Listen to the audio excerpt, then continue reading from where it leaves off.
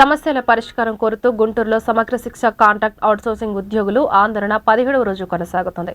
ఇందులో భాగంగా గురువారం కలెక్టరేట్ కార్యాలయం వద్ద ధర్నా నిర్వహించి నిరసన వ్యక్తం చేశారు. సమగ్ర శిక్షణలో పనిచేస్తున్న అన్ని విభాగాల ఉద్యోగులను రెగ్యులర్ చేయాలని, సుప్రీంకోర్టు తీర్పు ప్రకారం సమాన పనికి సమాన వేతనం ఇవ్వాలని యూనియన్ నాయకులు డిమాండ్ చేశారు. లేని పక్షంలో ఆందోళనలు కొనసాగిస్తామన్నారు. Anganwadi workers and helpers union Guntur నగర ప్రధాన కార్యదర్శిని. ఈరోజు అంగన్వాడీలు స్ట్రైక్ చేయడం 17వ రోజుకి చేరుకున్నాము. ఇప్పటి వరకు అనేక పోరాటాల ద్వారానే మేము హక్కులను సాధించుకోగలిగాము. ఈ ప్రభుత్వంలోనైనా మేము రోడ్డు ఎక్కకోకుండా మా ఏవైతే డిమాండ్స్ ఉన్నాయో వాటిని పరిష్కరిస్తారో అని 4 సంవత్సరాలకు వేచి ఉన్నాము.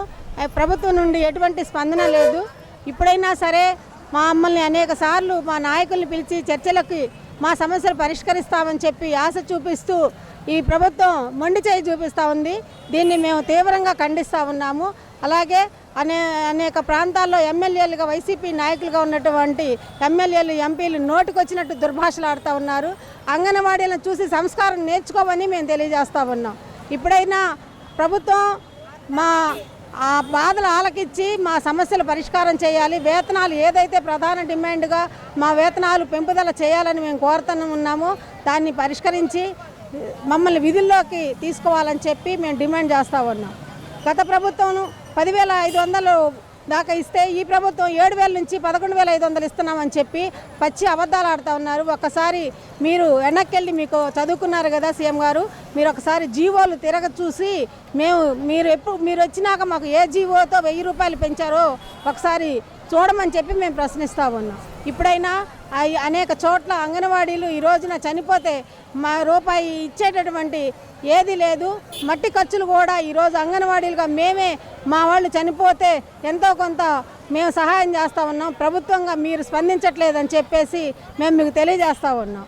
ప్రస్తుతం ఉన్న ఈ పరిస్థితులు మాకు పెరిగిన ధరలకు అనుగుణంగా మాకు వేతనాలు పెంచమని మేము డిమాండ్ చేస్తున్నాం, కానీ మేమేం గొంతెమ్మ కోరికలు కోరట్లేదు అని చెప్పేసి ఈ ప్రభుత్వానికి హెచ్చరిక చేస్తూ ఉన్నాం. నగర ఉపాధ్యక్షురాలు అయితే కార్పొరేటర్ లెవెల్లో, ఎమ్మెల్యే లెవెల్లో బూతులు తిట్టడం చాలా బాధాకరం. అదే మా స్థానంలో వాళ్ళ అక్క చెల్లెళ్ళు ఉంటే అలానే తిడతారా? వాళ్ళ అమ్మ వాళ్ళు, వాళ్ళ అక్కలు వాళ్ళకి లేరా?